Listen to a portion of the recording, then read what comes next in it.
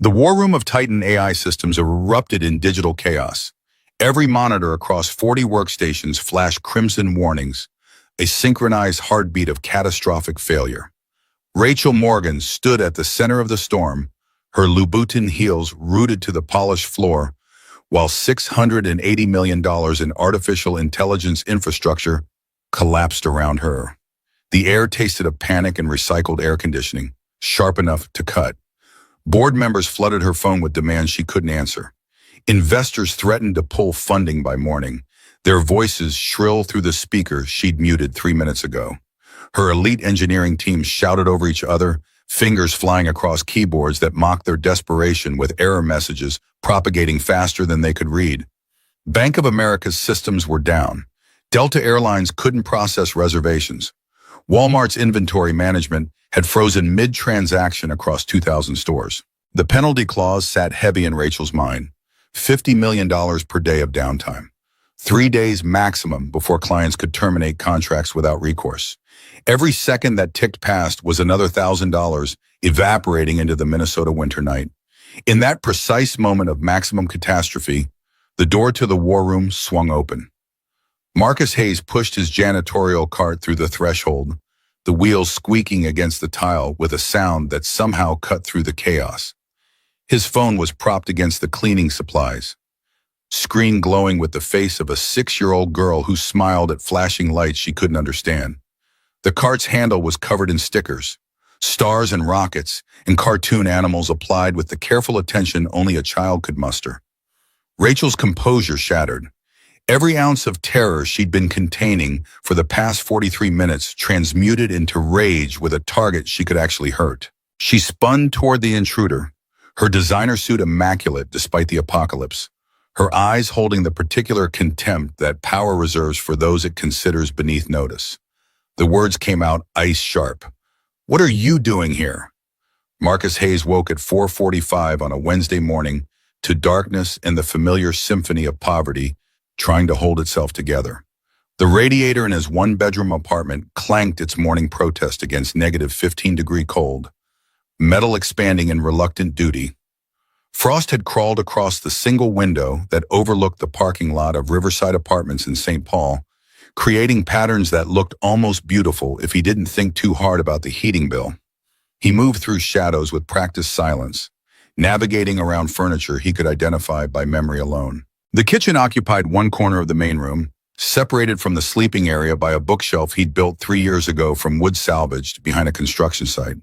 Every surface gleamed despite appliances that predated his daughter's birth, and linoleum cracked in a spiderweb pattern near the sink. Marcus had learned that dignity lived in details, in how a man kept his space when the world assumed he'd surrendered to circumstances, in the precision of folded dish towels and the absence of dirty dishes in a sink that had seen better decades. He started the coffee maker, a thrift store find that required a specific sequence of button presses. Power, brew, power again, then brew twice more. The machine groaned to life with sounds that suggested each pot might be its last. While it labored, he pulled eggs and bread from a refrigerator decorated with Lily's artwork. Stick figures holding hands dominated most drawings, always one tall and one small beneath yellow suns or inside houses with triangular roofs. No mother figure appeared in any of them. Lily had been 3 when Emily died, too young for concrete memories, old enough to sense the absence like a phantom limb she'd never actually possessed. Marcus cracked eggs into a pan, the sizzle filling the apartment with normalcy he'd carefully constructed over 5 years of single parenthood. His mind cataloged the day ahead with the mechanical efficiency of someone who couldn't afford surprise. Morning shift at Titan AI Technologies, 6:30 to 3. Then a 4-hour gap before his evening delivery route started at 7. In between, he'd pick Lily up from after-school care, help with homework at the public library where the heating worked better than his apartment, maybe let her pick one book from the sale shelf if tips had been good. The stack of bills on the kitchen table caught the first gray light seeping through frost-covered windows. Medical debt from Emily's final months, when insurance had covered less each day while the hospital demanded more. Student loans from his abandoned doctoral program, deferred but never forgiven, accumulating interest that had long since doubled the principal. Marcus had done the math countless times with the precision his Berkeley education had instilled. He knew exactly how many years of double shifts lay between him and solvency. 14 years, 2 months, assuming no emergencies. He never complained because complaint required energy better spent on keeping Lily fed and safe and believing her father was capable of anything. Because she needed a father who moved forward, not one who drowned in might-have-beens in the weight of a brilliant career abandoned for love and grief. The photo on the bookshelf showed Emily in the hospital, hours before delivery, her smile radiant despite the cancer already spreading through her lymph nodes. She'd insisted on that photo, insisted Marcus take it even though his hands were shaking and his vision blurred with tears he wouldn't let fall until she slept. Next to it sat their wedding photo from 7 years ago, both of them impossibly young and convinced the future held nothing but promise. Marcus touched neither frame. That was a rule. Touch them and he'd break, and breaking meant Lily would see, and Lily seeing meant questions he still didn't have good answers for. Footsteps padded across the worn carpet. Lily appeared in the doorway, 6 years old with blonde hair tangled from sleep and eyes still heavy with dreams. She clutched the stuffed elephant that had belonged to her mother, the one possession Emily had managed to buy between diagnosis and the rapid deterioration that followed. The elephant's name was Peanut, chosen by a dying woman with enough sense of humor left to make her husband laugh even as his world collapsed. "Morning, sweetheart." Lily climbed onto her chair with the careful deliberation of someone fully awake despite appearances. She studied the eggs Marcus slid onto her plate with exaggerated seriousness, a ritual they'd developed over years of breakfast negotiations. "These are acceptable, Daddy." Marcus poured himself coffee, the first sip always the best regardless of how many shortcuts the thrift store machine took. These minutes before the world demanded its pound of flesh were his favorite. Watching his daughter exist in the space between sleep and full consciousness, her face still soft with whatever dreams 6-year-olds had. "Can I come to work with you today?" she asked every morning. School made this impossible, but persistence was Lily's defining trait, inherited from a mother who'd fought cancer with stubbornness that almost worked. "You've got Mrs. Henderson's class, remember? And that reading assignment about the cat who wore hats." Lily sighed with theatrical disappointment that would have made Emily proud. "But you'll call me when you're cleaning, so I can see the big computers?" Their ritual. Marcus would FaceTime during his lunch break, angle the phone to show gleaming corridors and server rooms that hummed with technology Lily insisted meant he worked in a spaceship. She'd never seen the actual work. Mopping floors, emptying trash, scrubbing toilets used by people who earned in a month what he made in a year. The spaceship illusion mattered more than accuracy. Promise. Right at 11:30. Before leaving, Lily insisted on helping prepare his janitorial cart. She decorated it over the past year with stickers purchased from her allowance. 25 cents a week for completed chores. Stars and rockets covered the handle. Cartoon animals marched along the sides. A golden sun with a smiling face had been added yesterday, pressed on with the solemnity of someone performing surgery.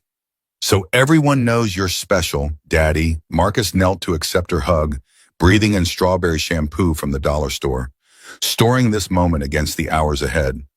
What no one at Titan AI suspected, what his personnel files certainly didn't reflect, was that Marcus Hayes had once stood on the other side of the divide between invisible and essential. 7 years ago, he'd been a third-year doctoral candidate in machine learning at UC Berkeley. His dissertation research on recursive learning architectures had earned attention from labs across Silicon Valley. 5 papers published in peer-reviewed journals before completing his third year, a rate that had his advisor calling him the most promising student in a decade. MIT had made offers. Stanford had sent recruiters. The future had looked like something worth reaching for. Then Emily got pregnant, and 3 months later, the doctors found stage 4 lymphoma spreading faster than treatments could contain. Marcus took leave that became permanent. His career dissolved into caring for a dying wife and an infant daughter who arrived 6 weeks premature, but healthy enough to survive what her mother could not. After Emily's death, he tried returning to Berkeley, tried focusing on equations and algorithms. While Lily screamed for attention, he was the only one left to provide. No family remained to help. His parents had died in a car accident when he was 20. Emily's family had cut her off years before for marrying someone they considered beneath their Dallas oil money standards. The decision to leave Berkeley hadn't felt like a decision at all, more like gravity, pulling him toward the only choice that mattered. He'd moved to Minnesota for the lower cost of living, found the cheapest apartment that wasn't actively dangerous, and took the first job offered. Janitor at Titan AI Technologies. Minimum wage. Night shift back then, until Lily started school and he'd beg for days. 3 years had passed. Then 4, then 5. Temporary had become permanent, and brilliant had become invisible. Titan AI Systems occupied a glass and steel tower in downtown Minneapolis, the kind of building designed to intimidate anyone who approached without the right credentials. Marcus arrived at 6:30, parking his 2008 Honda Civic in the employee lot where dents and rust spots marked it as distinctly not belonging. The bumper sticker Lily had insisted on, "My kid is an honor student at Lincoln Elementary," felt like defiance in a lot full of Teslas and BMWs. Tom Rodriguez worked the security desk, a 53-year-old veteran who'd done 2 tours in Afghanistan before deciding he had had enough of being shot at for inadequate pay. He looked up when Marcus entered through the service entrance, offering the kind of smile that suggested actual recognition, rather than the performance most people gave service workers. "Morning, Marcus. Cold one today. -15 last I checked." Tom poured coffee from his thermos into a second cup he kept specifically for this purpose, sliding it across the desk. Marcus accepted with gratitude that had nothing to do with caffeine and everything to do with being seen as human. "How's Lily doing? Growing too fast. Wants a puppy for her birthday next month." Tom chuckled, the sound genuine. "Kids. My grandson's the same. Wants a python. His mother's ready to disown me for even mentioning it." They talked for 3 more minutes about things that mattered. Family, the Vikings' playoff chances, whether the winter would break before April. Then Marcus collected his cart from the maintenance room and began his route through a building designed to keep people like him separate from people who mattered. Executives arrived through the main lobby, their coats designer labels, and their expressions broadcasting importance. Marcus entered through the service entrance, took the freight elevator, moved through corridors that existed behind the scenes. 2 Americas occupied the same building, separated by doors marked authorized personnel only, that he was authorized to clean but never truly enter. Titan AI had been founded 8 years ago by Rachel Morgan, a Stanford dropout who'd built the company's flagship product from her dorm room. Apollo AI revolutionized enterprise automation, replacing human decision-making with algorithms that process data faster than any team of analysts. The company now employed 800 people, held a valuation of $2.3 billion, and had an IPO planned for the second quarter. Rachel Morgan's reputation preceded her through every conversation Marcus overheard while emptying trash. Brilliant but ruthless, demanding perfection while accepting nothing less than total devotion. Someone who worked 100-hour weeks and expected her employees to match that commitment or find employment elsewhere. Marcus's morning route took him through the engineering department, where developers arrived early to claim the best standing desks and closest parking to the espresso machine. He moved among them like a ghost, emptying trash bins while they discussed problems he understood completely, but would never acknowledge understanding. This morning, a cluster of engineers stood near the break room, voices tight with frustration over a technical issue in Apollo's latest update. Brad Morrison, 28, Harvard PhD, 2 years at Google before Titan recruited him, was explaining why the neural pathway initialization kept failing during stress tests. "It's like the system's calling itself before it exists. Circular dependency maybe. But I've traced the architecture and can't find where the loop originates." Marcus emptied the trash can 3 feet away, perfectly positioned to see the error logs Brad had pulled up on his tablet. The problem screamed at him from the code, clear as a spelling mistake. Recursive function referencing variables not yet initialized, creating infinite regress during high-load scenarios. He'd written a paper on this exact failure mode during his second year at Berkeley. The solution required restructuring the initialization sequence, establishing base parameters before allowing any recursive calls. Brad noticed him and made a joke to the other engineers. Something about how maybe they should let the janitor take a crack at it since their PhDs weren't helping. Laughter followed, not cruel but not kind either. The kind of dismissal that came from never imagining the person emptying your trash might once have been your peer. Marcus smiled, said nothing, and moved to the next office. Speaking would mean exposure. Exposure would mean questions. Questions would lead to his past, and his past would threaten the fragile stability Lily needed. Better to stay invisible, stay safe, keep collecting a paycheck that barely covered rent, but at least was reliable. Rachel Morgan arrived at her office at 5:30 in the morning, 90 minutes before most of her executive team and 3 hours before the developers. She'd been awake since 4, finishing a Peloton session that left her muscles burning and her mind sharp. Sleep felt like surrender to a body that would slow her down if given the chance. The executive floor occupied the building's top 3 stories, floor-to-ceiling windows, offering views of Minneapolis that cost more per square foot than most people's mortgages. Rachel's corner office could have housed a family of 4 comfortably. Instead, it held a desk made from reclaimed airplane wing, chairs that cost more than Marcus's monthly salary, and exactly 0 personal items that might suggest a life beyond these walls. She reviewed quarterly projections while drinking coffee her assistant had prepared the night before. Temperature and foam ratio calibrated to preferences Rachel had never needed to state twice. The numbers looked good. Apollo AI had exceeded targets in 14 of the past 16 quarters. Client retention sat at 93%. Revenue growth continued its upward trajectory, but the board wanted more. They always wanted more.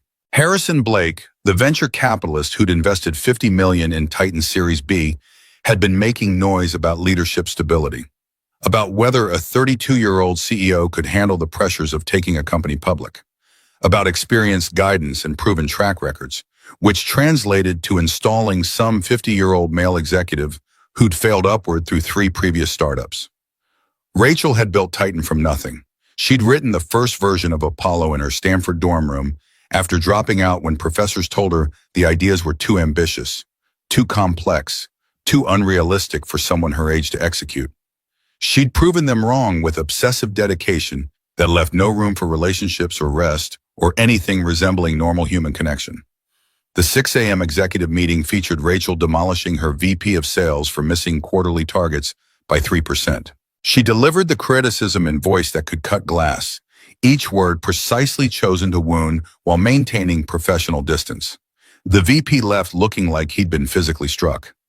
After the meeting, Maya Chen, her executive assistant, 27, Stanford MBA, the only person who had lasted more than 18 months in the role, tried making small talk about the weather. "I don't pay you to chat, Maya. I pay you for competence." Maya's face flickered with hurt before professional mask descended. She left without another word. Rachel sat alone in her office, looking out at Minneapolis skyline through windows that somehow made the city feel further away rather than closer. The cruelty had been unnecessary. She knew this. Knew also that she couldn't seem to stop.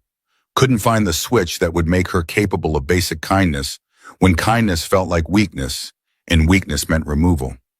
Her phone showed no personal messages. No texts from friends because she'd systematically alienated anyone who tried getting close. No calls from family because her sister hadn't spoken to her in 3 years, not since Rachel had missed her nephew's birth for a board meeting she couldn't reschedule. The last personal call had been from David 2 years ago, the tech CEO she'd been engaged to for 6 months. He'd called to end things after she'd canceled their wedding planning session for the 4th consecutive week. His words still echoed sometimes in quiet moments she usually managed to avoid. "You're married to Titan, Rachel, not to me. You'll never be married to anything but success, and I can't compete with that." She'd told herself she didn't care. Told herself that David's inability to understand her drive meant he wasn't worthy of her time. Told herself that success was what mattered, that building something meaningful required sacrifices people without vision couldn't comprehend. The truth, which she admitted only in moments like this when isolation felt physical, was that it had broken something inside her she didn't know how to fix, that she was lonely in ways that terrified her, that she'd built an empire of algorithms and automation but couldn't program herself to feel connected to another human being. She whispered it to the empty office, words that cost her nothing because no one was there to hear. This is what success costs. The crisis began at 2:43 on a Wednesday afternoon that had seemed unremarkable until the first alarm started screaming. Marcus was cleaning the executive floor, running a microfiber cloth over windows that offered million-dollar views to people who rarely looked at them. The first sound that registered was digital, a shriek that cut through the building's ambient noise like a knife through silk. Monitors in every visible office flashed red. Engineers sprinted toward the war room with expressions Marcus recognized from his Berkeley days, when experiments failed catastrophically and professors demanded explanations that didn't exist. He followed out of curiosity that had survived 5 years of forced invisibility, pushing his cart into a corner near the war room entrance where he could observe without obstructing. The scene inside resembled a disaster film. 40 engineers packed into a space designed for 20, shouting over each other while monitors displayed cascading error messages in aggressive crimson. Status boards showed Apollo AI systems failing across 15 Fortune 500 clients in real time. Bank of America's transaction processing frozen. Delta Airlines reservation systems offline. Walmart's inventory management collapsing across every store in their network. Rachel Morgan commanded the center of the chaos, her voice cutting through noise with practiced authority that suggested this wasn't her first crisis but might be her last if solutions didn't materialize. She demanded explanations no one could provide, threatened consequences everyone feared. The dollar figures being thrown around made Marcus's yearly salary seem like pocket change. $680 million in committed contracts, $50 million per day in penalty clauses, 3 days until clients could terminate without recourse. Marcus watched engineers argue, their technical shorthand automatically parsing in his mind despite 5 years of deliberate suppression. They were looking in wrong places, chasing symptoms rather than root causes. The error pattern pointed clearly to a recursive loop failure in the neural pathway initialization, something he'd written about extensively during his Berkeley years. The kind of elegant mistake that looked correct until traced through multiple iterations. The solution took shape in his mind with the inevitability of mathematics. 3 lines of code needed changing. Restructure the initialization sequence to establish base parameters before recursive calls began. Simple, obvious, exactly the problem his dissertation research had addressed. But speaking meant exposure. Exposure meant questions. Questions meant his past would collide with his present in ways that could destroy the fragile stability Lily depended on. His job was emptying trash cans. His job was invisibility. His job was protecting his daughter from instability that came from being noticed. His phone buzzed with Lily's scheduled call, her face appearing on screen with the brightness that made everything else fade into background noise. She wanted to see the spaceship computers like he'd promised, and Marcus angled the phone to show her blinking lights and people who looked appropriately busy. Lily noticed the distress surrounding him, concern crossing her 6-year-old face. "Why are they sad, Daddy?" Marcus explained that the computers were sick and people were trying to help them feel better. "Can't you help them? You told me you used to teach computers things before Mommy got sick." The engineers nearby overheard, their attention snagged on the absurdity of a janitor's daughter suggesting he could solve their crisis. Laughter rippled through the room, cruel in its exhaustion rather than malice. Brad Morrison turned toward the sound, recognized Marcus with his decorated cart and phone displaying a child's face. "Out of the mouths of babes, right? Maybe we should let the janitor have a crack at it." More laughter followed. Victoria seized on this moment with predator instincts that came from years of channeling fear into aggression. She crossed to where Marcus stood, her designer suit immaculate despite the chaos, her eyes holding contempt that power reserves for powerlessness. "Your daughter thinks you can help. By all means, enlighten us." She gestured toward the central monitor, displaying error logs that scrolled past faster than human reading speed. "Tell me, what do you see when you look at this screen?" The challenge hung in air thick with the smell of anxiety and recycled air. Rachel expected stammering embarrassment, expected Marcus to reveal himself as nothing more than what his job title suggested, expected confirmation of every assumption she'd built her worldview around, that success proved worth, that failure proved weakness, that the hierarchy separating her from the janitor reflected natural order rather than circumstance and luck. Marcus looked at the screen. The recursive loop failure screamed at him from the error logs, clear as a misspelled word in a language everyone else had somehow forgotten. He could remain silent, accept mockery, preserve invisibility, protect Lily from the instability that came from being his daughter when people learned what he'd abandoned. But Lily was watching, waiting to see what her father would do. Lily, who believed he could do anything, who trusted him with faith so absolute it sometimes terrified him. Lily, who'd asked the question that had put him in this position because she believed her father was someone worth believing in. Her voice came through the phone speaker, bright with the certainty only children possessed before the world taught them doubt. Daddy always says being brave isn't not being scared. Being brave is doing the right thing even when you're scared. His own words, offered during a thunderstorm when she'd crawled into his bed trembling, now reflected back at him as a mirror showing what she needed him to be. Not perfect, not fearless, just brave enough to act despite terror clawing at his throat. Marcus spoke quietly, his voice cutting through the noise with the clarity of someone who knew exactly what he was talking about. The cascade originates in your memory allocation subroutine. You've created a circular dependency in the neural pathway initialization. The system calls a function that references itself before completion, creating infinite regress that overwhelms buffer capacity. He paused while the room went silent, engineers processing what he'd just said with expressions ranging from confusion to dawning recognition. You need to restructure the initialization sequence to establish base parameters before recursive calls begin. Move the variable initialization to a separate function that completes before the main recursive loop starts. It's a 3-line fix. The silence that followed contained a different quality than mockery. Marcus watched understanding dawn on faces around the room, watched engineers recognize truth in what he'd described. Watched them also recognize the impossibility of a janitor possessing this knowledge unless he was something other than what he appeared to be. Rachel stood frozen, her prepared humiliation reflecting back as confusion mixed with the first stirrings of something that might have been shame. Her world tilted on an axis she hadn't known existed, every assumption she'd built her identity around suddenly questionable. Lily's voice broke through the stillness, impossibly proud of a father who'd just done something she didn't understand but recognized as important. "See, Daddy, I told them you could help." Rachel Morgan did not become CEO of a $2.3 billion company by accepting embarrassment gracefully. The shock of Marcus's diagnosis transformed into defensive fury, a need to reassert dominance in a room where her authority had just been challenged by someone who cleaned her floors. She stepped closer to him, close enough to smell the industrial cleaning solution on his clothes cutting through her Chanel No. 5. Anyone can parrot technical terminology they overheard. Actually, fixing complex systems requires expertise that takes decades to develop.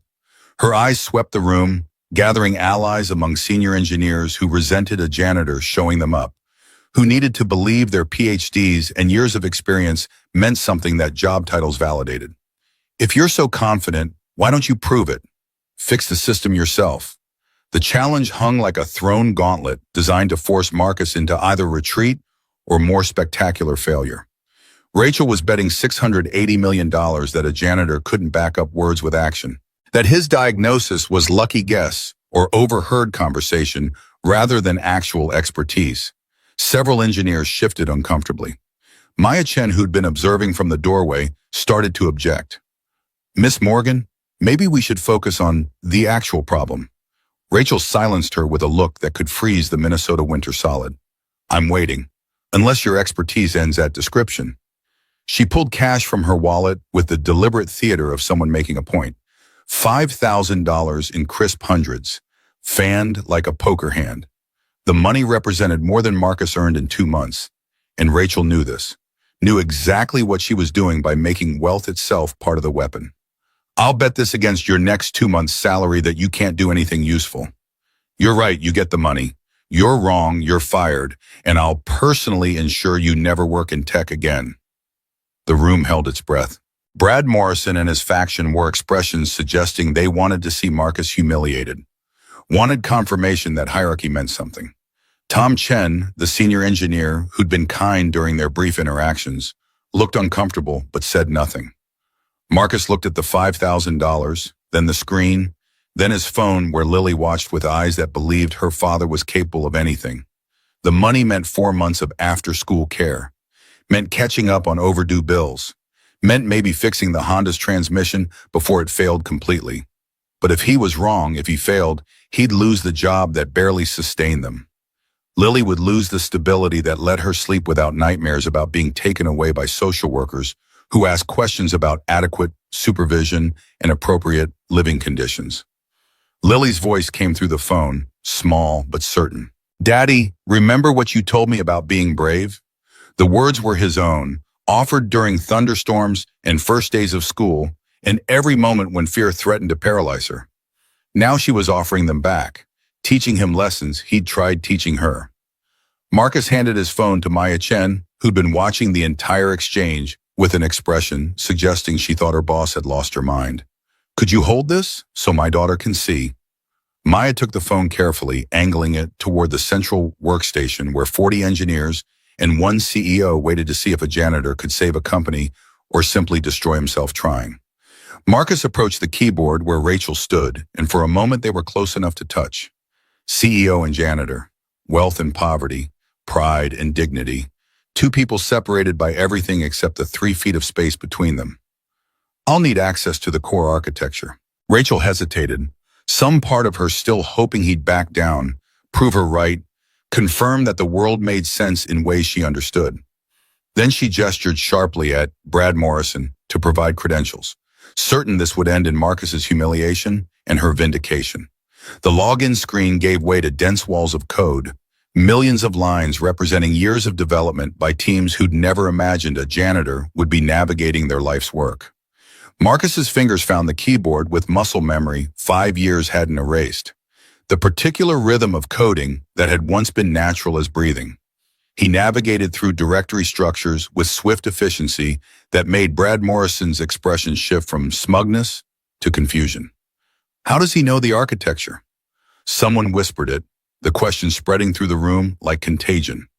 Marcus ignored everything except the screen, drilling down through interface code to the neural network's core initialization routines. The engineers who'd been mocking him minutes before now leaned forward, watching a janitor move through their code with unsettling confidence.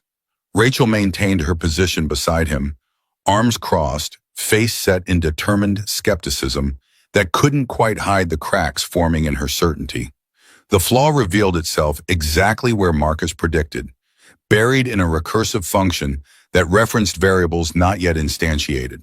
He could see how it happened, an optimization attempt creating elegant circular dependency, the kind of error that looked correct until traced through multiple iterations, exactly the type of mistake brilliant engineers made when they were too close to their own work to see it clearly. 3 lines needed to change out of millions. Marcus made modifications with precise keystrokes, restructuring initialization to establish base parameters before any recursive calls began. He added comments explaining the fix in language his Berkeley professors would have approved of, then ran preliminary tests to verify the changes wouldn't break anything else. Enter when ready. Rachel's voice betrayed first cracks of uncertainty, the possibility that she'd miscalculated in ways that would haunt her. Marcus verified his changes one final time, thinking about Lily watching through the phone Maya held, thinking about Emily, who'd believed he could do anything if he just had faith in himself, thinking about 5 years of invisible existence about to end regardless of whether he succeeded or failed. He pressed enter. Monitors flickered.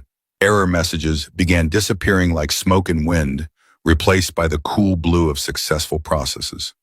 Status indicators shifted from red to amber to green in a cascade that swept across the war room like dawn, breaking over mountains. Somewhere in the building's depths, servers that had been screaming in digital agony settled into harmonious operation. The chaos of 40 voices shouting over each other gave way to stunned silence that lasted approximately 3 seconds before erupting into celebration. Engineers shouted and embraced, releasing hours of tension in one explosive moment. Maya Chen jumped up and down while holding Marcus's phone, Lily's face on the screen showing delight at whatever this meant. Brad Morrison stood frozen, unable to process what he'd just witnessed. Tom Chen approached Marcus with an expression suggesting his entire worldview had shifted. But Marcus barely noticed the celebration. His attention remained fixed on Rachel, watching her face cycle through shock, disbelief, and something darker. The first recognition of what she'd done, who she'd publicly humiliated, and what that said about her judgment and character. She stared at green status lights as if personally betrayed by their success. The $5,000 remained clutched in her hand, forgotten props from drama that hadn't followed expected script. Around her, people praised the janitor who'd saved their project, their jobs, their company's future. Rachel Morgan, who'd built Titan AI through sheer brilliance and force of will, had just been publicly outperformed by a man who emptied her trash cans. Run full diagnostics. I want verification from every department that systems are stable. The command reasserted authority, reminded everyone who held power regardless of who'd performed the miracle.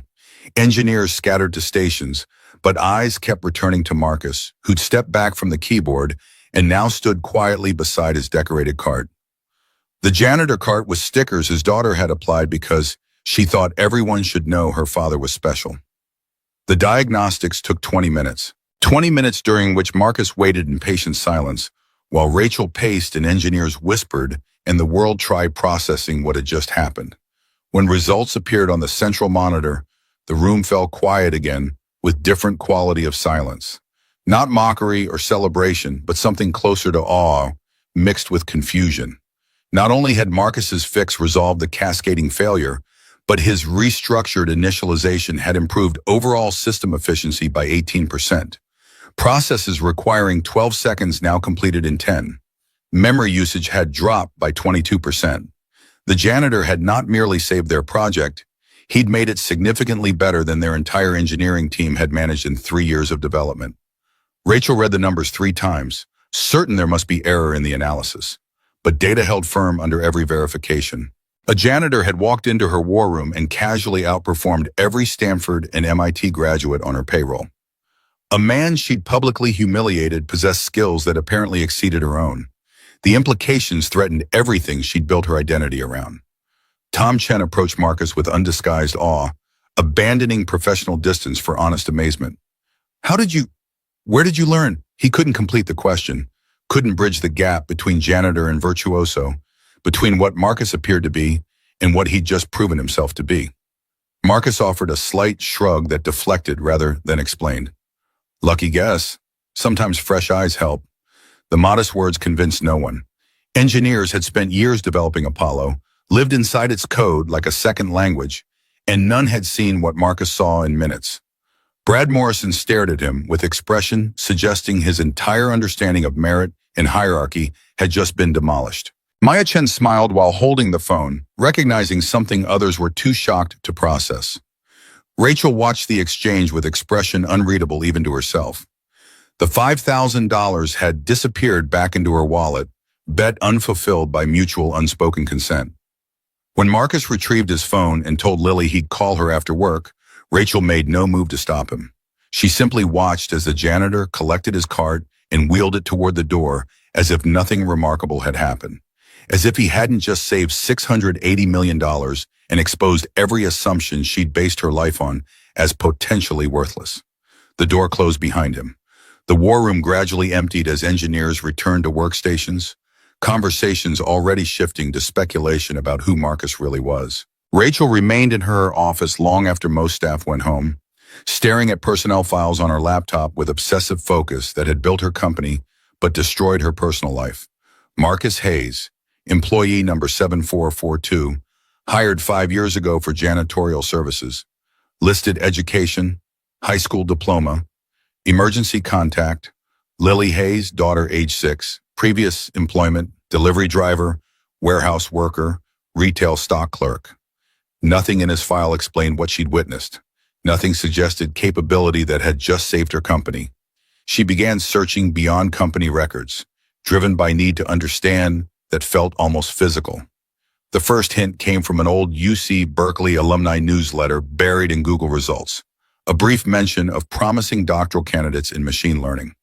Marcus Hayes had published 4 papers in peer-reviewed journals before completing his 3rd year, an exceptional rate that attracted attention from major tech firms. Rachel found breadcrumbs scattered across academic databases, conference presentations at NeurIPS and ICML, venues where only serious researchers presented, citation records showing his work referenced 847 times by other scholars, a dissertation proposal that reviewers had called groundbreaking, potentially paradigm shifting in how neural networks could be optimized through recursive learning architectures.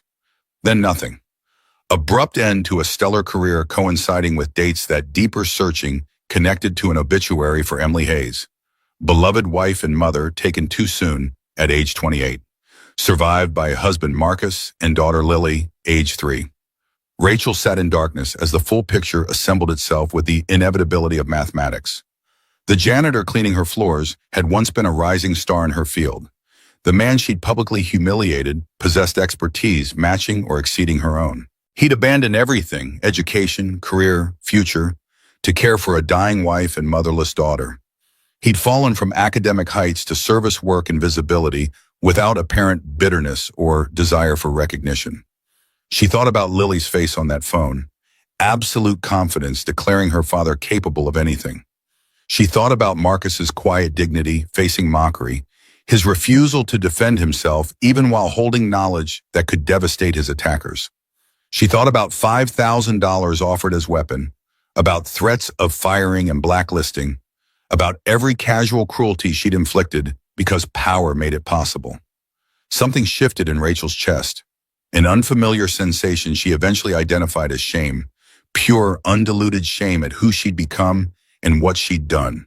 She'd built her career on certainty of superiority, on assumptions that success proved worth and failure proved its absence. Marcus Hayes challenged every premise justifying her treatment of people she considered beneath her. He was brilliant and humble, devastated and functional, invisible by choice rather than limitation. Everything she believed about achievement and value began cracking under the weight of his example, and the person those cracks revealed underneath was someone she barely recognized and didn't particularly like. The measure of a person isn't the mistake, it's what they do after. She whispered it to the empty office, words that cost her nothing because no one was there to hear. But they felt true in ways that terrified her, because they suggested the person she'd been for 32 years might not be the person she wanted to be for whatever time remained. And change, real change, required admitting she'd been wrong about almost everything that mattered. Rachel Morgan remained in her office until Minneapolis turned from dusk to full darkness, the city lights below creating constellations that mocked her isolation. Her laptop screen cast blue light across features that would have looked severe even without the exhaustion pulling at them. The whiskey she'd poured an hour ago sat untouched. Ice melted into dilution that matched how her certainties had dissolved over the past 3 hours. Marcus Hayes' personnel file told her almost nothing. 5 years of employment, perfect attendance record, 0 disciplinary issues. The application he'd submitted listed high school education, previous work in delivery and warehouse positions. Emergency contact. Lily Hayes' daughter. The form had a section for special skills or certifications. Marcus had left it blank. She typed his name into Google with the kind of desperation she'd never admit to anyone who might witness it. The search returned a Berkeley alumni newsletter from 8 years prior, buried on the 3rd page of results, where most people never looked. The article featured promising doctoral candidates in computer science. Marcus Hayes appeared in a photograph with other students, younger than, smiling in a way that suggested he'd known what hope felt like. 3rd-year candidate Marcus Hayes has published 4 papers in peer-reviewed journals, an exceptional rate that has attracted attention from Stanford, MIT, and several Silicon Valley research labs. His dissertation proposal on recursive learning, architectures, and neural networks has been called groundbreaking by committee members who rarely offer such praise. Rachel navigated to academic databases she'd used during her own abbreviated Stanford career. Marcus's papers appeared in journals she recognized, published by researchers she respected. 847 citations, conference presentations at NeurIPS and ICML, venues that didn't accept work from amateurs or posers. His research had contributed to a field she'd built her company around, and she'd never known his name until today. The dissertation proposal was still accessible through Berkeley's library system. She downloaded it, skimming abstract and methodology with growing comprehension of exactly how qualified Marcus Hayes actually was. The proposal addressed problems that Apollo AI still struggled with, offered solutions her team hadn't conceived. If he'd finished this work, completed his doctorate, He would have been exactly the kind of researcher Titan tried recruiting with six-figure salaries and equity packages. Then the publications stopped. Abruptly. No conference presentations after November 7 years ago. No final dissertation. Just silence where a promising career should have continued. Cross-referencing the timeline led Rachel to an obituary that made her chest tighten in ways she hadn't experienced since her father's death when she was 19. Emily Hayes, beloved wife and mother, passed away at 28 after a courageous battle with lymphoma. Survived by husband Marcus and daughter Lily, age 3. Services were held at a funeral home in Berkeley. In lieu of flowers, donations could be made to cancer research. Rachel sat back from the laptop, assembling the picture with the same analytical precision she applied to business problems. Brilliant doctoral candidate, pregnant wife diagnosed with terminal cancer. Everything abandoned to care for a dying woman and infant daughter. Academic heights to janitorial invisibility in the span of months, driven by circumstances that would have destroyed most people completely. 5 years he'd worked in her building. 5 years of emptying her trash, cleaning her floors, existing in the invisible infrastructure that kept Titan running while she'd never once actually seen him as human. 5 years during which his expertise could have revolutionized her company if she'd been capable of looking past job titles to recognize capability. The shame that hit her was physical, a wave of nausea that made her reach for the whiskey after all. She'd humiliated him, threatened him, bet $5,000 that he couldn't do what he'd proven himself extraordinarily capable of doing. She'd weaponized her wealth and power against a grieving widower who'd sacrificed everything for love, while she'd sacrificed everything for a company that would replace her the moment the board decided she was liability rather than asset. What kind of man possesses brilliance but chooses humility, suffers devastation but emerges with kindness and tact? She whispered it to the empty office, then poured the whiskey down her sink because drinking alone at 11 p.m. suggested problems she wasn't ready to acknowledge. But the question lingered, demanding answers she didn't have. Marcus Hayes had every reason to be bitter, angry, eager to prove himself and climb back to the heights he'd fallen from.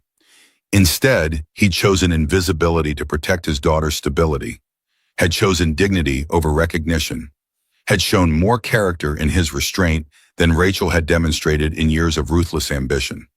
Her phone showed messages from board members congratulating her on resolving the crisis. Harrison Blake had sent a terse note acknowledging the successful outcome while mentioning they should discuss leadership protocols during the next quarterly review. The implicit threat was clear. He'd been looking for opportunities to question her competence, and a crisis that required a janitor's intervention gave him ammunition he'd use ruthlessly. Rachel composed 3 different emails to Marcus before deleting all of them. Words felt inadequate for what she needed to convey, and electronic communication felt cowardly. If she owed him an apology, and she did, that much was undeniable. It needed to be delivered in person, with the vulnerability that terrified her more than any board meeting or investor presentation. She left her office at midnight, the building mostly empty except for security and the night maintenance crew. Tom Rodriguez waved from his desk, and Rachel found herself wondering if Tom knew about Marcus. If the security guard, who she'd never bothered learning the name of until reading it off his badge 6 months ago, understood things about her employees that she'd been too self-important to notice. The penthouse apartment she returned to was immaculate and soulless. $4 million of real estate with views that meant nothing when no one shared them. She stood at the window, looking out at Minneapolis, thinking about Marcus in whatever small apartment he could afford on minimum wage. Thinking about Lily, 6 years old, and apparently convinced her father worked in spaceships. Thinking about Emily, who'd loved a brilliant man enough to inspire him to abandon brilliance for devotion. Rachel had never loved anyone like that, had never been loved like that, had never allowed herself to be vulnerable enough for that kind of connection. David had proposed, and she'd said yes, but some essential part of her had remained locked away, where emotions couldn't interfere with ambition. He'd recognized this before she had, ended things before investing more time in someone incapable of reciprocating his devotion. She slept poorly, dreams filled with error messages she couldn't fix, and a 6-year-old's voice asking why the sad lady didn't know how to smile. Morning came too early. Rachel arrived at Titan at 5:30 out of habit, muscle memory driving her through routines that suddenly felt hollow. She watched the parking lot from her office window, tracking Marcus's Honda as it pulled into a spot near the back where dented vehicles congregated. Watched him retrieve his cart from the trunk, the stickers visible even from 40 floors up. Watched him wave to Tom Rodriguez with the easy familiarity of two people who actually saw each other as human. The thought occurred to her that Marcus probably knew Tom's children's names, probably asked about Tom's wife's health or his grandson's baseball games, probably treated the security guard with more genuine warmth than Rachel had shown anyone in years. She waited until Marcus's scheduled lunch break, information gleaned from a personnel schedule she'd never bothered consulting before. 11:30, 30 minutes allotted for a meal he'd bring from home because the cafeteria prices weren't designed for people earning what he earned.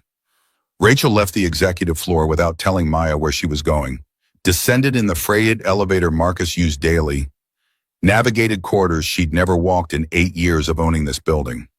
The maintenance break room occupied basement space near the loading docks, concrete walls and fluorescent lights that hummed with electrical resistance. Marcus sat alone at a table scarred by years of use, eating a peanut butter and jelly sandwich that looked homemade. A worn paperback lay open beside his lunch. Carl Sagan's Contact, pages yellowed with age and multiple readings. He looked up when she entered, his expression cycling through surprise to wariness, preparing himself for whatever new humiliation this visit might bring, unable to imagine that a CEO would descend to maintenance level for anything resembling apology. "May I sit?" The question came out more uncertain than Rachel had intended. Marcus gestured to the plastic chair across from him, and she lowered herself carefully, smoothing her skirt against furniture that cost less than her shoes. They sat in silence, two people from opposite ends of society's spectrum, neither certain how to bridge the chasm between them. "I owe you an apology. What I did yesterday was inexcusable." The words felt inadequate even as she spoke them. Marcus watched her with eyes that revealed nothing, giving her no help with this. "I was terrified and overwhelmed. The company was collapsing, and I couldn't fix it, and that scared me more than I knew how to handle. But that doesn't justify how I treated you, how I threatened you, how I used my position and money as weapons." Marcus's expression softened slightly, wariness giving way to something more open. "I understand pressure. I understand making mistakes when everything feels like it's falling apart." His voice held no accusation. He was offering her grace without conditions, showing more generosity than she'd shown anyone in recent memory. The measure of a person isn't the mistake, it's what they do after. Rachel felt something crack in her chest, some carefully maintained wall crumbling under the weight of kindness she didn't deserve. She found herself talking, words spilling out in ways she'd trained herself never to permit. About the board threatening her removal, about investors questioning her leadership, about 3 years poured into Apollo, building something that justified her existence while destroying her ability to connect with anything outside work. Marcus listened with attention that felt complete, asking questions that drew out truths she'd never spoken aloud. About the isolation of being CEO, where showing weakness meant removal and strength meant cutting yourself off from human connection. About building an empire at the cost of everything that actually mattered. "Your daughter clearly believes in you completely." Marcus's face transformed at the mention of Lily, guarded professionalism dissolving into pure paternal warmth that made Rachel ache with something she couldn't name. "She's the reason I get up every morning. Everything else is just details." Rachel nodded slowly, recognizing a priority system she'd never considered, where success meant keeping one 6-year-old girl safe and happy rather than maximizing shareholder value or hitting quarterly targets, where worth was measured in bedtime stories and homework help rather than revenue growth and market dominance. Tom Chen appeared in the doorway, the senior engineer who'd watched yesterday's events with visible discomfort. He carried 2 cups of coffee, offering one to Marcus with the ease of established friendship. "Thought you might need this after yesterday's excitement." "Rachel, I didn't expect to see you down here." The use of her first name from someone she'd never encouraged to familiarity would have annoyed her yesterday. Today it felt like exposure of how far she'd drifted from basic human interaction. Tom turned back to Marcus. "The team wants to buy you lunch. Thank you for what you did. You taught us more in 20 minutes than most of us learn in years." After Tom left, Rachel and Marcus sat in silence that felt less awkward than contemplative. You don't have to stay invisible anymore. Let me bring you on officially. Use your expertise the way it deserves to be used. Marcus tensed, fear crossing his features. I can't risk Lily's stability. This job is stable. It keeps us fed and housed. That's what matters. Rachel understood then how thoroughly she'd broken his trust. How her threats about ensuring he never worked in tech again had reinforced every fear that kept him hidden. Rebuilding that trust would require more than apologies. It would require proving through action that she'd changed, that she could be someone worth believing in. What would it take for you to trust me? Marcus studied her for a long moment. Time and consistency. Show me you mean what you say, not just today when you're feeling guilty, but next week and next month. Show me you see people as people, not just assets or obstacles. Rachel nodded, accepting terms that would cost her something more valuable than money. They would cost her the armor she'd built around herself, the distance that protected her from caring too much about outcomes she couldn't control. 2 weeks later, Harrison Blake convened an emergency board call that Rachel joined with growing dread. The venture capitalist's silver hair and shark eyes filled her laptop screen with the predatory satisfaction of someone who'd found weakness to exploit. I'd like to discuss the Apollo crisis and its implications for leadership competency. Rachel kept her expression neutral while her pulse accelerated. The crisis was resolved successfully with minimal client impact. All systems are stable and actually performing better than before. Blake smiled without warmth. Yes, resolved by a janitor, I understand, which raises questions about our engineering team's capabilities and your oversight of technical development. The other board members shifted in their video windows, discomfort visible. Blake was forcing them to choose sides, and Rachel could see the calculations happening behind their eyes. 4 board members had historically supported her. 4 tended to side with Blake. 3 swung between factions, depending on quarterly results and which way the wind blew. I'm glad you brought this up, Harrison. It gives me opportunity to discuss a strategic initiative I'm implementing. We're expanding our talent recognition beyond traditional metrics, creating pathways for exceptional people regardless of their current job titles. Blake's expression suggested he'd expected defensive excuses, not proactive strategy. How progressive. Though I wonder if this initiative stems from forward thinking or from embarrassment that your janitorial staff understands your technology better than your MIT graduates. The barb landed, but Rachel refused to flinch. It stems from recognizing that brilliance appears in unexpected places, that my job is creating conditions where talent can flourish, not maintaining arbitrary hierarchies that prevent people from contributing at their highest level. The meeting ended without resolution, but Blake's message was clear. He was watching for any sign of weakness, any opportunity to argue that Rachel's leadership represented liability rather than asset. The 60-day countdown to the quarterly review began that afternoon. 3 days later, Titan's security team detected a potential data breach, the kind that could expose client information, trigger lawsuits, destroy the IPO before it launched. Rachel convened another war room session, but this time she made a different choice. She descended to the maintenance level personally, found Marcus mopping a corridor on the 3rd floor. I need your help, not as a janitor, as the expert I should have recognized from the beginning. Marcus hesitated, checking his watch. I have to pick up Lily in 40 minutes. Bring her here. We have a conference room she can do homework in. I'll order dinner for both of you. The offer surprised him, Rachel could see. The willingness to accommodate his daughter, rather than demanding he choose between work and parenting. If this takes more than 2 hours, I'm done. She comes first. Rachel met his eyes. She should always come first. Lily Hayes arrived at Titan headquarters with suspicious eyes and a backpack heavy with books. 6 years old, going on 16 in terms of protective instincts toward her father. Rachel had converted an executive conference room into homework space, but the gesture felt inadequate under Lily's scrutiny. Hi, Lily, I'm Rachel. Your dad is helping me with a computer problem.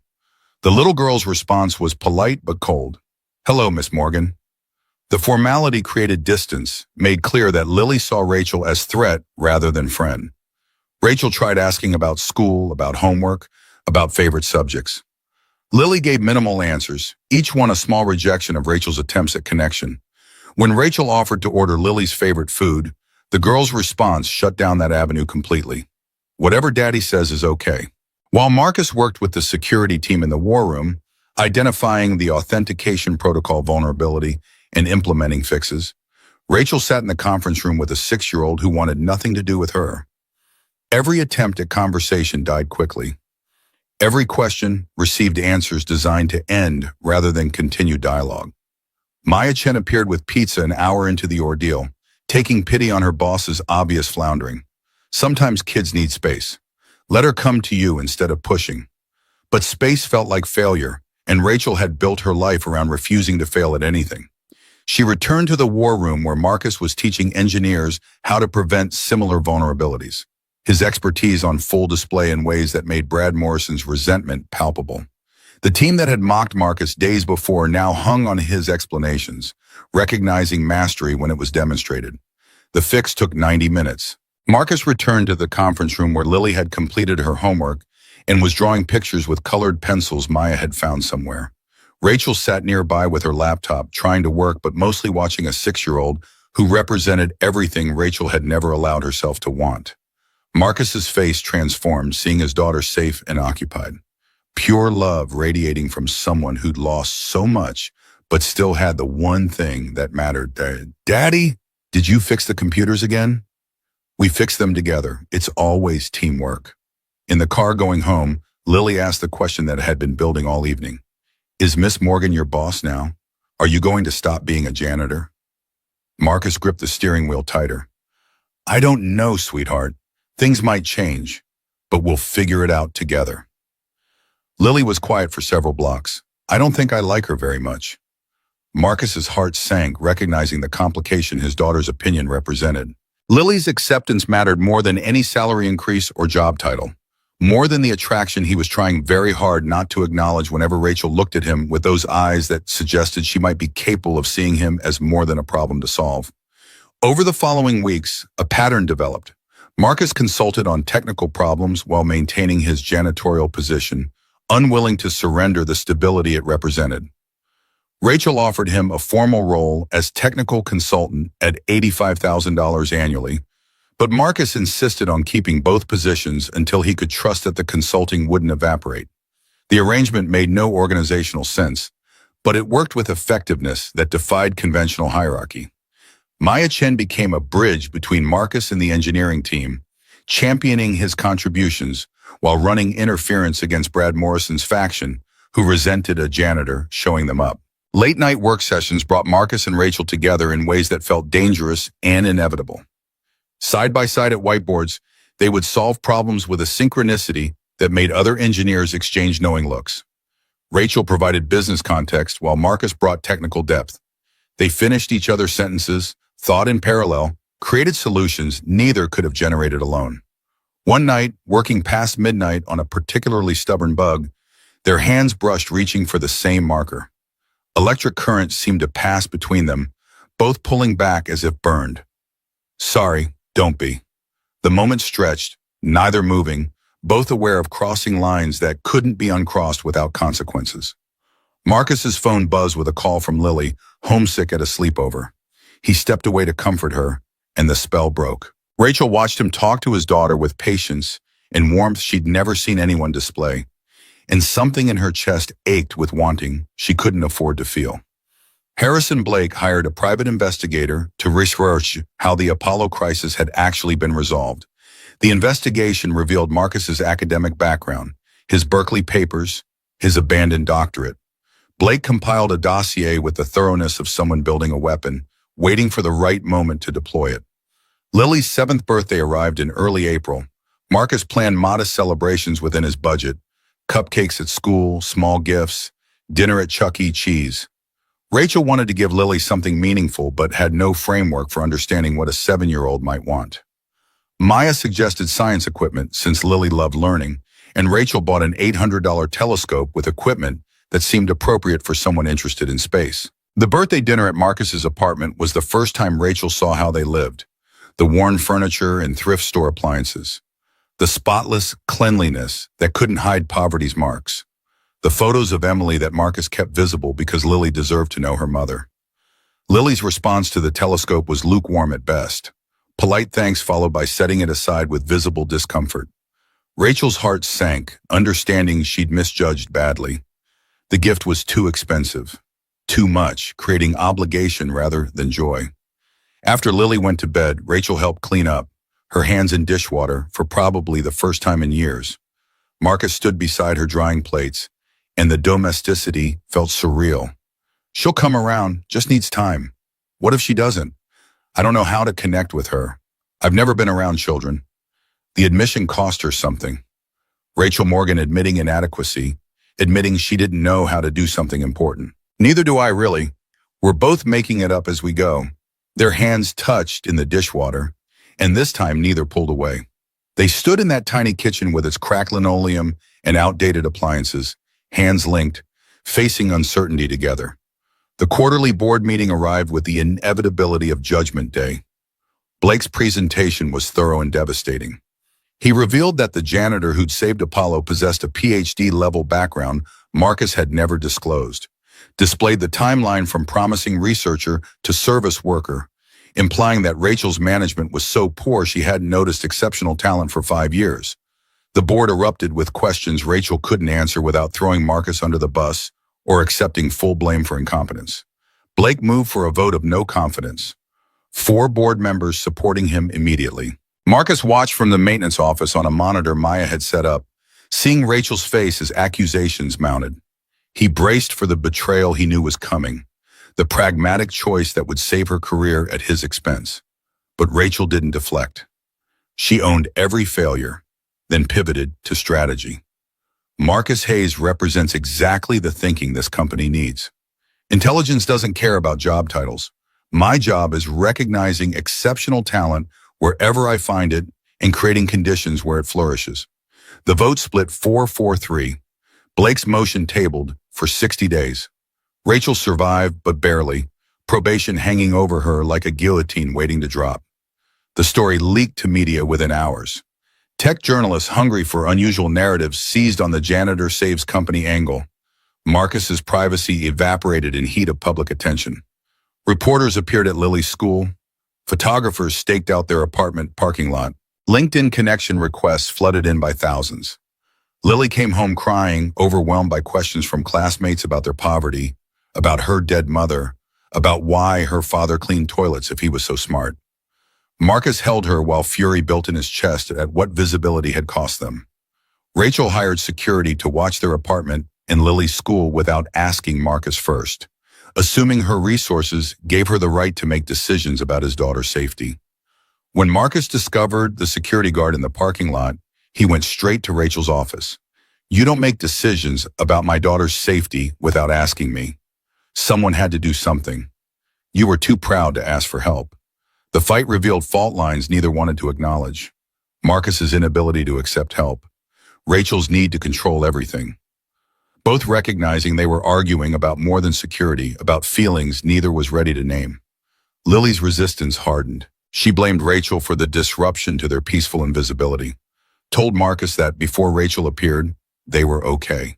Now everything was ruined. The 7-year-old's ultimatum was clear. "If you marry her, I'll run away." Marcus knew the choice he had to make. His daughter's happiness versus his heart. No contest. Lily was everything. The next day, he went to Rachel's office. "We need professional boundaries. This isn't working." "What are you saying?" "Sophie comes first. Always. My relationship with you, whatever it is hurting her." Rachel's face crumpled before she caught herself. "So you're ending this? Ending us? There is no us to end. You're my boss. I'm your employee. That's all this can be. I have to mean it. Because if I don't, I lose the only thing that matters." He left before she could respond, before his resolve cracked. Rachel sat alone in her office and cried for the second time in her adult life, understanding that some things couldn't be fixed with money or determination or sheer force of will. Marcus drove home with hands shaking, knowing he'd made the right choice and hating himself for how much it hurt. 2 weeks of professional distance felt like years. Marcus maintained his dual role, consulting on technical problems while pushing his janitorial cart through corridors that suddenly seemed longer. Rachel communicated through Maya Chen when coordination was required, avoiding direct contact that might blur the boundaries Marcus had established. They passed each other twice in hallways, exchanged nods that carried the weight of everything unsaid, and continued in opposite directions. Harrison Blake chose a steakhouse in downtown Minneapolis for the meeting, the kind of establishment where entrees cost what Marcus spent on groceries for a month. The venture capitalist sat in a leather booth that probably cost more than Marcus's Honda, silver hair perfectly styled, expression radiating the confidence of someone accustomed to getting what he wanted. Come work for my venture portfolio companies. I've got 3 firms that need someone with your expertise. Marcus sipped water, uncomfortable in the dress shirt he'd borrowed from Tom Chen because his own collared shirts had seen better decades. $250,000 base salary, equity package in all 3 companies, full benefits including a pre-funded college account for Lily, $50,000 deposited the day you sign. The numbers hit Marcus like physical blows. $250,000 would erase his medical debt within a year, would move Lily to a better school district, would mean actual savings, security, the kind of stability he hadn't known since Emily's diagnosis. Rachel Sterling is going down. Board will remove her in 60 days. When that happens, Titan collapses or gets sold for parts. You'll be unemployed again. Blake leaned forward, shark eyes gleaming. She doesn't care about you, Marcus. You're a pawn in her game to save her CEO position. The moment you're no longer useful, you're gone. I'm offering you respect. Real opportunity. Think about your daughter. Marcus set down his water glass with careful precision. I am thinking about my daughter, about what I'm teaching her every day by the choices I make. Blake's smile faded. Lily's learning from me, watching every decision. If I betray someone for money, what am I teaching her? That integrity is for sale? That loyalty doesn't matter when the price is right? He stood, feeling lighter than he'd felt in weeks despite Blake's obvious fury. My daughter deserves a father she can be proud of, not a rich man with no principles. Good men don't betray good people for money. I'll find another way. I always do. Walking out felt like shedding weight he hadn't known he was carrying. The money would have solved every problem except the one that mattered. Being able to look Lily in the eyes knowing he had chosen right over easy. Tom Chen called that evening while Marcus was helping Lily with the homework, asking if they could meet for coffee. The senior engineer had become something between friend and mentor over the past weeks, bridging the gap between Marcus's janitor existence and technical consultant reality. They met at a diner near Marcus's apartment, the kind of place where coffee came in chipped mugs and refills were automatic. Tom waited until they'd both ordered before getting to the point. I heard about Blake's offer. Tech community's small, word travels. Marcus wasn't surprised. Silicon Valley North operated on gossip and rumor as much as code and capital. I almost took a job at a competitor 10 years ago. Better money, better title, all the things that look good on paper. Tom stirred sugar into coffee he'd drink black anyway. Old habit from military days. But I would have hated myself, would have betrayed people who believed in me when nobody else did. You know what I learned? Money isn't everything. Integrity is something. And your daughter's watching how you handle this. The words settled into Marcus's chest with the resonance of truth spoken by someone who'd walked similar paths. Kids are smarter than we think.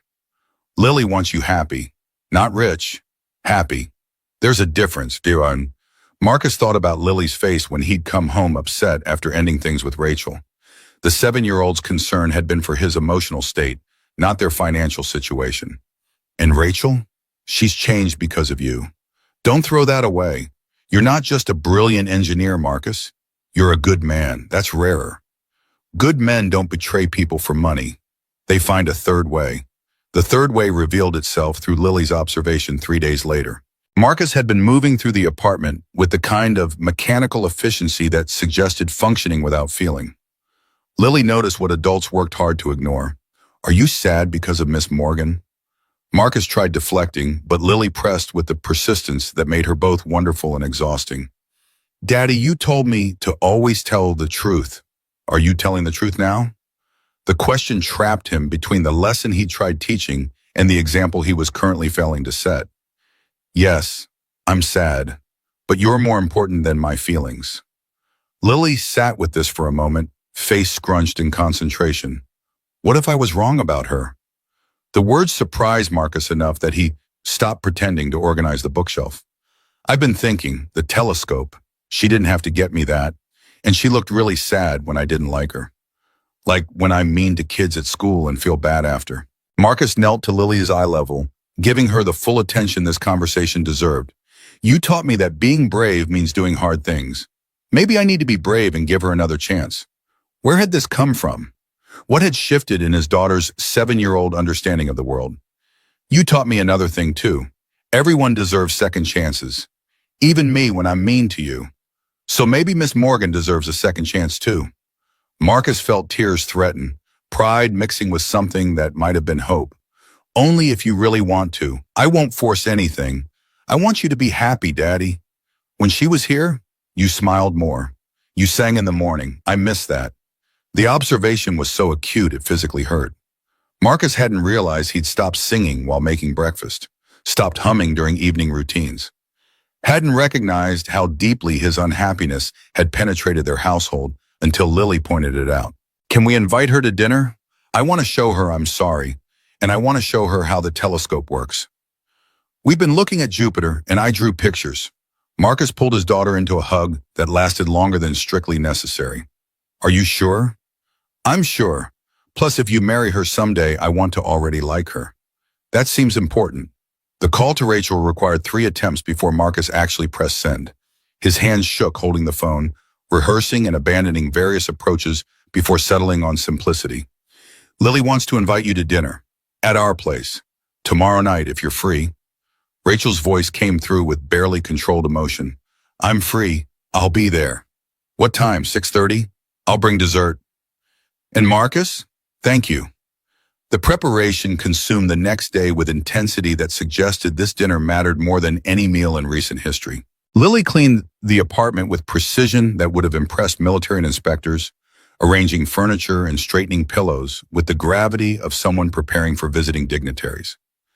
Marcus cooked Emily's lasagna recipe, the one she'd perfected during happier times, sharing it now feeling like blessing from the past toward potential future. Rachel arrived wearing jeans and a Minnesota Wild hockey sweatshirt that looked borrowed or purchased specifically for this occasion. The transformation from power suits to casual wear was jarring, humanizing in ways Marcus wasn't prepared for. She carried a bakery box and flowers, daisies, simple and unpretentious. Lily answered the door after taking a visible breath for courage.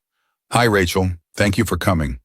The use of first name rather than Miss Morgan represented olive branch extended with 7-year-old diplomacy. Rachel knelt to Lily's level, meeting her eyes with respect that acknowledged the significance of this invitation. Thank you for inviting me, Lily. I brought chocolate cake. Maya told me that's your favorite. Lily's face brightened at this evidence of Rachel paying attention, of caring enough to get details right.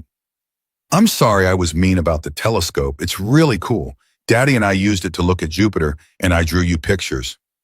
She presented crayon drawings of what Jupiter might look like up close, complete with the red spot and colorful bands.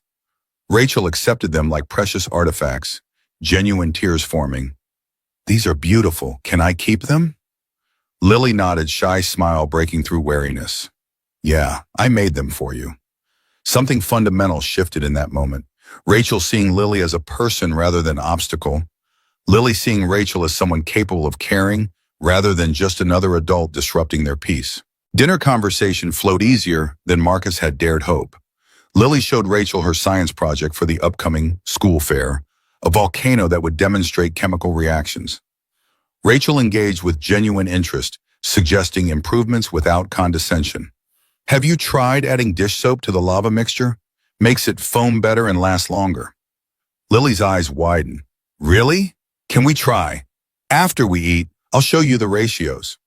The easy competence Rachel displayed with chemistry surprised Marcus until he remembered she'd built a technology company from nothing. Of course she understood science. Of course she could speak Lily's language when she bothered trying. Rachel admitted to struggles that made her human in ways Lily could understand. I was terrible at presentations when I was your age.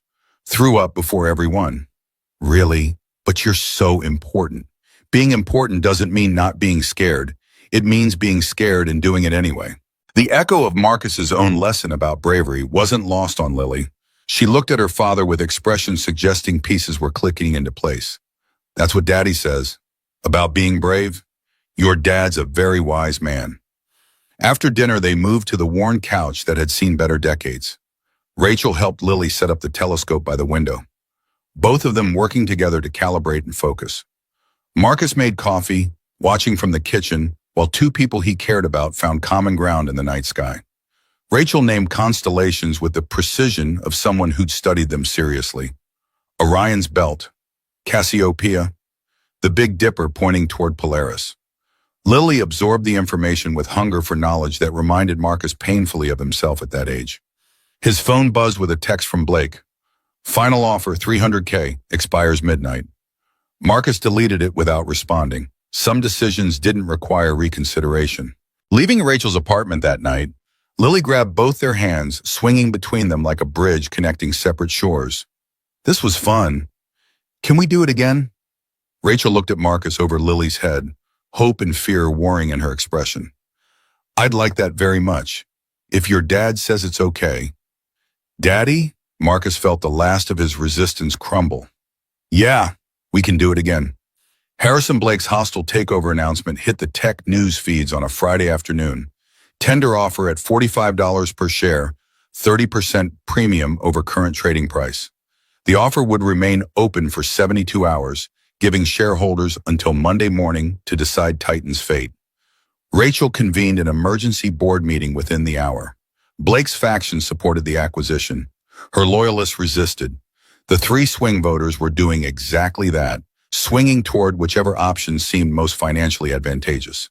But due diligence revealed a complication Blake either hadn't discovered or didn't care about.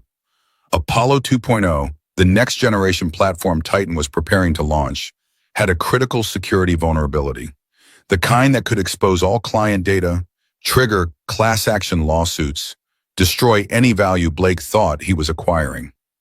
Rachel understood the calculus with brutal clarity. If Apollo 2.0 launched with this flaw, shareholders would sell to Blake at any price.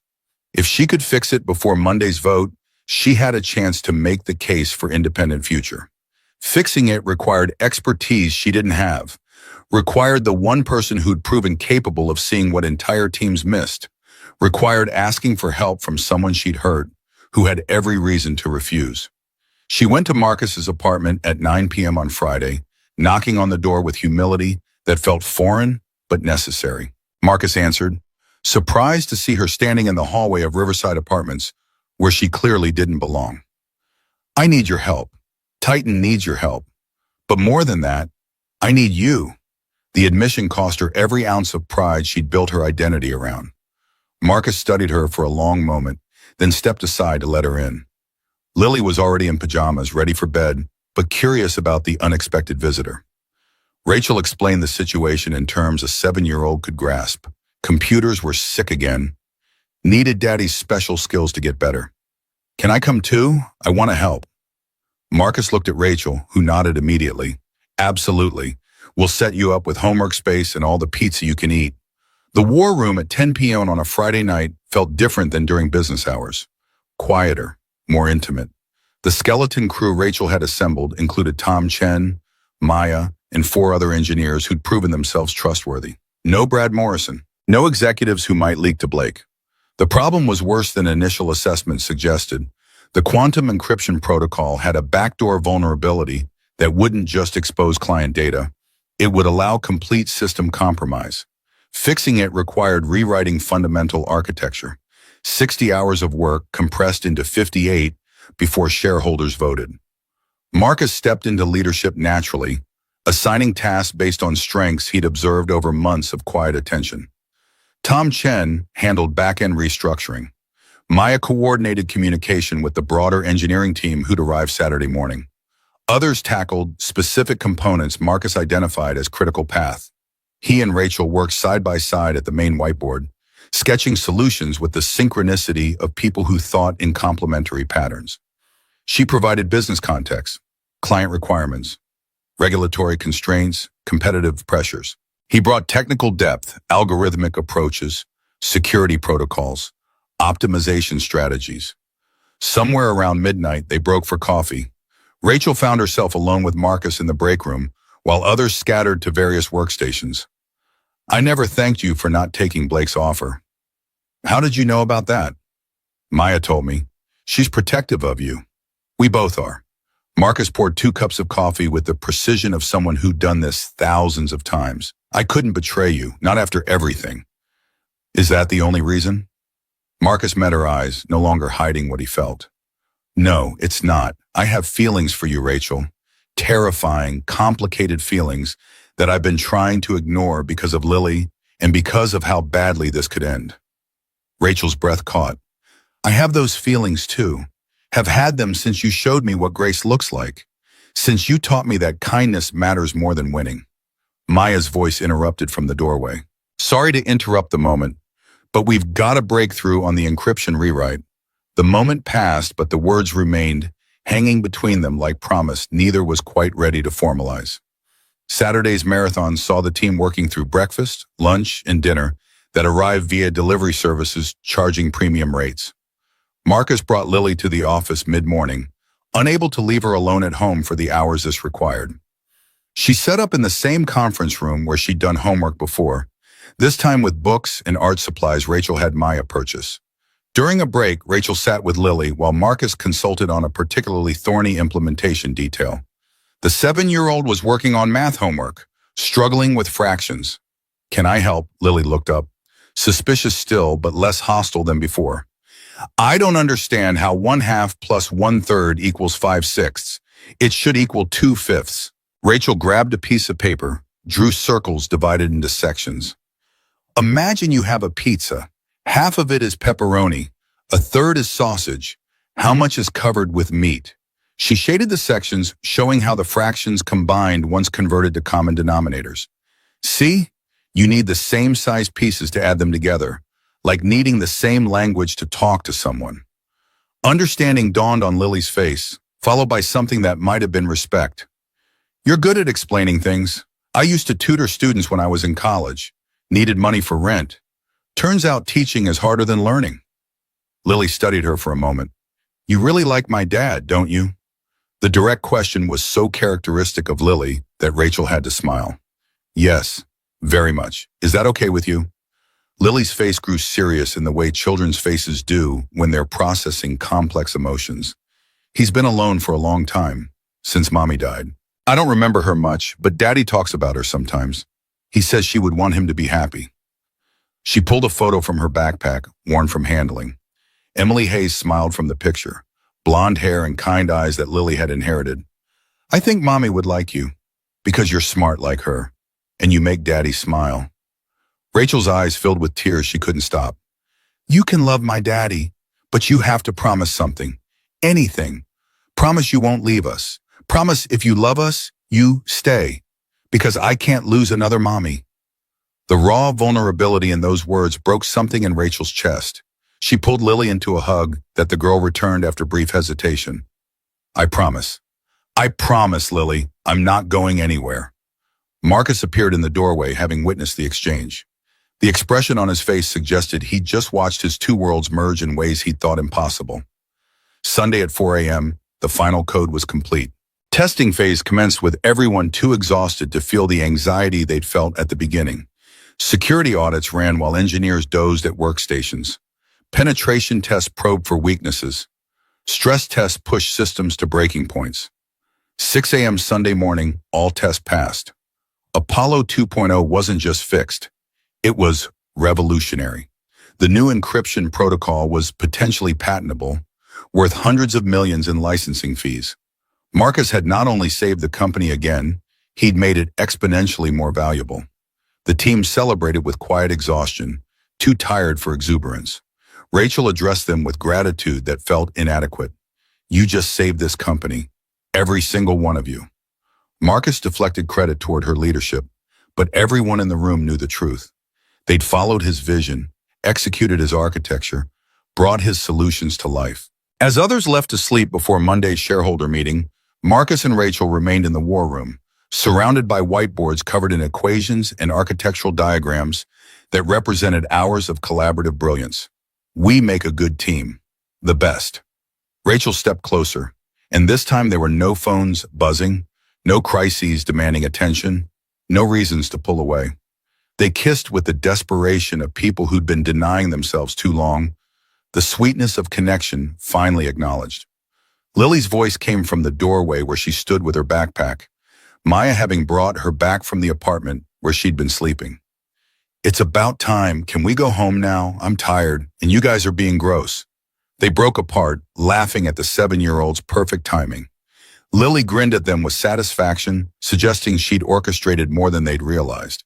Monday morning arrived with all the ceremony of Judgment Day. The shareholder meeting convened in Titan's auditorium, 200 people in person, plus hundreds more via webcast.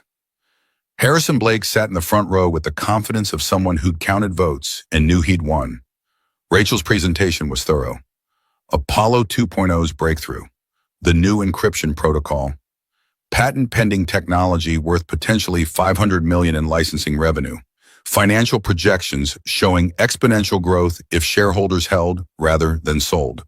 If you sell to Blake, you're selling at the bottom. If you hold, you're positioned for exponential growth that makes today's share price look like a bargain. Blake's counter was predictable and devastating. "Nice technology, but can you execute? Your leadership has been questioned by your own board. The Janitor scandal suggests fundamental problems with management oversight. Rachel Sterling lacks the judgment to lead this company into its next phase. Take the premium I'm offering, and while it's still on the table," the audience murmured. Shareholders doing mental math on guaranteed profits versus uncertain futures. Marcus stood from where he'd been sitting in the back row. Rachel hadn't known he'd come, had assumed he'd be home sleeping after the all-nighter. But there he was, walking toward the front of the auditorium with Lily holding his hand. "May I address the shareholders?" Rachel nodded, too surprised to speak. "My name is Marcus Hayes. Some of you know me as the janitor who saved the company during the Apollo crisis. That's partially true. I was a janitor. I'm also someone with a PhD-level background in machine learning from UC Berkeley." He spoke without notes, voice steady despite obvious nerves. "I was a janitor because I was a broke, desperate single father taking any job that would feed my daughter. Not because I lacked capability, but because I lacked options. Rachel Sterling could have ignored me, kept me invisible. Instead, she recognized my potential and gave me a chance to contribute at my highest level. She's not perfect. She's made mistakes, but she learns from them. She grows. She becomes better. That's the kind of leader you want. Someone who can evolve, who values talent over titles, who creates conditions where brilliance can flourish regardless of where it comes from." Lily squeezed his hand, pride radiating from every inch of her 7-year-old frame. "Vote for Blake if you want short-term profit. Vote for Rachel if you want long-term vision that will make this company something truly revolutionary." He sat down, hands shaking, while the auditorium processed what they just heard. Blake's face had gone crimson with suppressed fury. The vote wasn't even close. 68% of shareholders rejected Blake's offer. 78% voted confidence in Rachel's continued leadership. Blake stormed out before results were official, his faction dissolving like smoke. Rachel's victory speech focused on people rather than profits. She announced the Titan Scholars Program, providing education benefits for all employees, regardless of position. Dedicated it to everyone like Marcus who had untapped potential waiting for opportunity. Media coverage flipped overnight. Rachel Sterling's inspiring comeback. The janitor PhD who saved a company. Stories of second chances and recognizing worth beyond appearances. 6 months passed in a blur of stability Marcus had almost forgotten was possible. His promotion to VP of AI research came with salary that made medical debt disappear and student loans manageable. They moved to a better apartment in a safer neighborhood. Nothing extravagant, but clean and warm with space for Lily to have her own room. Thanksgiving dinner was chaotic and perfect. Rachel's sister Emily drove in from Portland with her husband and 2 kids, the reconciliation Rachel had worked months to achieve. Tom Chen stopped by with his family. Maya brought her parents. The mixing of worlds that had seemed impossible now felt natural, inevitable. Lily observed it all with the wisdom children sometimes displayed. "I used to think family had to look a certain way, but family is who shows up, who stays, who loves you even when it's hard." Rachel squeezed her hand, this child who'd become hers through choice rather than biology. 1 year after the war room crisis that changed everything, Marcus took Rachel to the maintenance break room where she'd first apologized. She was confused by the location until he explained. This is where you first showed me grace, where you apologized when you didn't have to. I fell in love with you that day, even though I didn't know it yet. I thought my life was over when Emily died, thought I'd never feel whole again. You didn't complete me, I was already complete, but you expanded me, showed me it's possible to honor the past while embracing the future. He pulled out a ring, simple platinum band with small diamond he'd saved 6 months to afford. Rachel Morgan, you've been patient with Lily, patient with me, patient with this messy, complicated situation. I don't have much to offer beyond a daughter with strong opinions and a heart that's been broken, but still works. Will you marry me? Rachel cried for the third time in her adult life, joy overwhelming the control she'd spent decades perfecting. You have everything to offer: integrity, compassion, brilliance, and the best daughter in the world. Yes, yes, I'll marry you. Lily appeared from around the corner where she'd been hiding, running to embrace them both. Finally, I've been waiting forever. You knew? Daddy, you're terrible at keeping secrets. I helped pick the ring, had to make sure it was pretty enough. Rachel laughed through tears, holding both of them, understanding that some families were built rather than born. The wedding took place in early September at a historic inn outside St. Paul. 50 guests, carefully chosen from the two worlds that had merged over the past year. Tom Chen stood as best man. Maya served as maid of honor. Emily's sister had flown in with her family, the reconciliation complete enough for her to witness this new beginning. Lily wore a white dress from Target that she'd insisted on choosing herself, declaring that expensive didn't mean better. She walked the aisle with exaggerated seriousness, scattering autumn leaves with the precision of someone performing sacred duty. When she reached the front, she took her position between Marcus and Rachel, exactly where she belonged. Rachel's vows were simple and devastating. Marcus, you taught me that brilliance comes in unexpected packages. That kindness matters more than winning. You and Lily gave me a family when I'd accepted I'd never have one. I promised to spend my life honoring that gift. I promised to love you both with everything I am. Marcus spoke with voice that broke only once. Rachel, I loved Emily with all my heart. She gave me Lily, the greatest gift of my life. I thought my heart had closed permanently. You showed me it's possible to honor the past while embracing the future. You fierce, brilliant woman who learned to love a janitor. I promised to build with you the life we both thought was impossible. After the official vows, Lily pulled out a sign she'd made, hand-lettered with careful 7-year-old precision. Now we're all together forever. The officiant smiled. I think Lily has something she'd like to say. Lily had practiced this moment, rehearsed it with Marcus dozens of times. She turned to Rachel with seriousness that made the entire room hold its breath. Rachel, can I call you Mom? Rachel dropped to her knees, pulling Lily into an embrace that lasted long enough for most guests to need tissues. Years of loneliness, of wondering if she'd ever have this, of believing she'd traded family for success, all of it dissolved in the arms of a 7-year-old who'd chosen to love her. Marcus joined the embrace, 3 people becoming one family under September sun. The reception featured toasts that revealed the journey. Tom Chen spoke about learning to see beyond job titles. Maya talked about recognizing worth wherever it appeared. Emily, Rachel's sister, spoke about second chances mattering at any age. 1 year later, Marcus woke at 4:45 a.m. out of habit that 5 years of stability hadn't broken. But now Rachel slept beside him, her breathing steady in the darkness of their modest house. Lily had her own room decorated with planets and stars. The golden retriever they'd adopted from the shelter slept at the foot of their bed. He went to the kitchen, started coffee in a machine that didn't require special button sequences. The bills on the counter were manageable, paid on time, no longer sources of existential terror. Photos covered every surface: wedding pictures, family trips to places they could now afford, Lily's science fair victories. A new photo sat in a frame on the counter. Ultrasound image labeled Baby Hayes Morgan, due April. Rachel appeared, pregnant belly visible beneath his old Berkeley sweatshirt she'd claimed as her own. She stole his coffee cup with the casual intimacy of someone who knew he'd just pour another. They stood at the window watching snow fall over their neighborhood. breath-forming clouds in the cold air seeping through old window seals they'd fixed come spring. Do you ever think about where we'd be if you hadn't fixed that system? Every day, I'd still be invisible, still alone except for Lily. You were never alone. You had her. True, but I didn't have you. Didn't have this. She leaned into him, and he wrapped arms around her growing belly. I definitely wouldn't have you.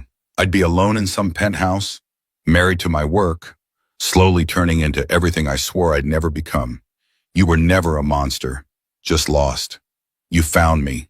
We found each other. Lily appeared in the doorway, sleep-tousled and clutching Peanut the elephant. Why are you guys up so early? Couldn't sleep. Too excited about today. Today was Bring Your Parents to STEM Career Day at Lily's school.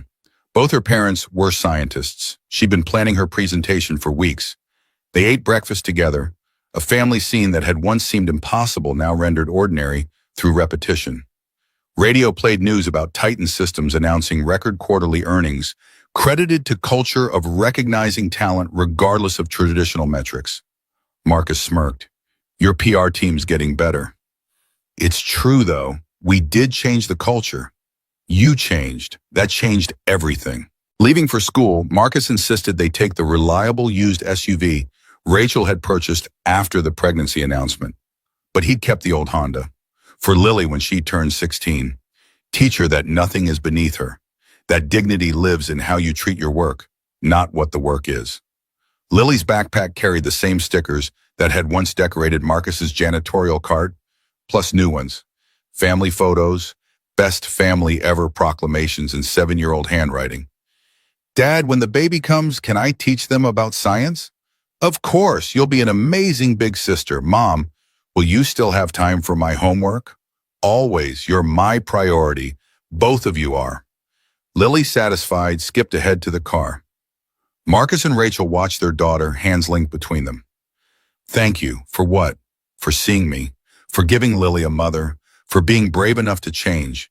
Thank you for teaching me what actually matters. For showing me that success isn't measured in stock prices or quarterly earnings. What's it measured in? Rachel looked at Lily, touched her belly where new life grew. This, right here, this is success. They drove toward an ordinary miracle of an ordinary day. 3 becoming 4, past and future merging into present, that felt like gift Marcus had stopped believing he deserved. The janitor who was never just a janitor. The CEO who learned to be human. The daughter who taught them both what brave really means. In the language of family, redemption, and love, transcending every artificial boundary, they had found their way. Not to perfection, but to something better. Acceptance of each other's flaws, commitment to growth, and recognition that worth couldn't be measured by job titles or bank accounts. Only by the lives we touched and the love we gave. The ordinary miracle was enough. It was everything.